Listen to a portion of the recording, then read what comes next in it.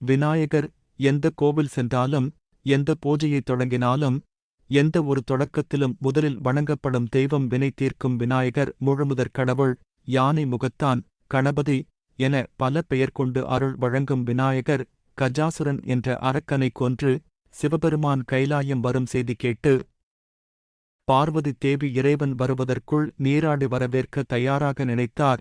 வாயில் காவலன் நந்தி தேவர் இல்லாத காரணத்தால் தான் நீராட பயன்படுத்தும் மஞ்சள், சந்தனம், குங்குமம் கொண்டு ஒரு சிறுவனை செய்து விநாயகன் என பெயர் சூட்டினார்.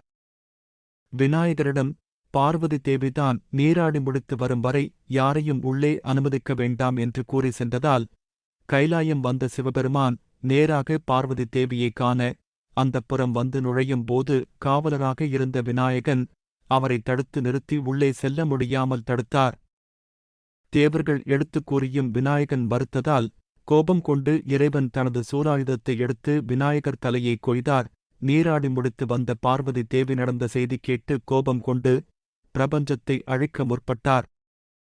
பிரம்மதேவர் அவ்வாறு செய்ய வேண்டாம் என வேண்டினார். அதற்கு பார்வதி தேவி விநாயகரை உயிர்த்தெழச் செய்ய வேண்டும் மற்றும் முழுமுதற் கடவுளாக வணங்க வேண்டும் என்று 2 நிபந்தனைகள் விதித்தார்.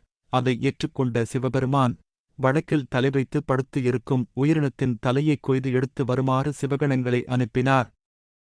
அவர்கள் சிவபெருமான் கொய்த கஜாசுரனின் தலையைக் கொண்டு வந்தனர். அதை விநாயகர் தலையுடன் பொருத்தினார். பிரம்மதேவர் சிவபெருமான் உயிர் கொடுத்து முழுமுதற் கடவுள் எனவும் கணங்களின் அதிபதி கணபதி என பெயர் சூட்டினார். சிவபெருமான் சூட்டிய பெயர் காலத்திற்கு ஏற்றாற்போல் நடன கணபதி, நந்தன கணபதி என 32 பெயர் கொண்டு அருள் வழங்குகிறார். அரசமர கோவில், குளத்துகரை, திருமுனை என தனியே கோவில் கொண்டு அருள் வழங்கினாலும் அவருக்கு 2 மனைவியும் 2 மகன்களும் உள்ளனர். அனைத்து கடவுளும் திருமணம் ஆகி மனைவியுடன் இருப்பதைக் கண்ட கணபதி தனக்கு மனைவி இல்லாத கோபத்தால் மற்ற தேவர்களுக்கு திருமண வேளையில் பல பிரச்சினைகளை ஏற்படுத்தினார். இதை அறிந்து கொண்ட தேவர்கள் பிரம்மனிடம் முறையிட்டனர். பிரம்மனும் சிவபெருமான் மற்றும் பார்வதி தேவியிடம் ஆலோசனை பெற்று சித்தி, புத்தி என 2 பெண்களை படைத்து திருமணம் செய்து வைத்தனர்.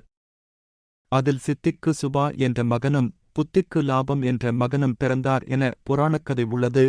வீடியோ பிடித்து இருந்தால் லைக் பண்ணுங்க, ஷேர் பண்ணுங்க, சேனலை சப்ஸ்கிரைப் பண்ணுங்க.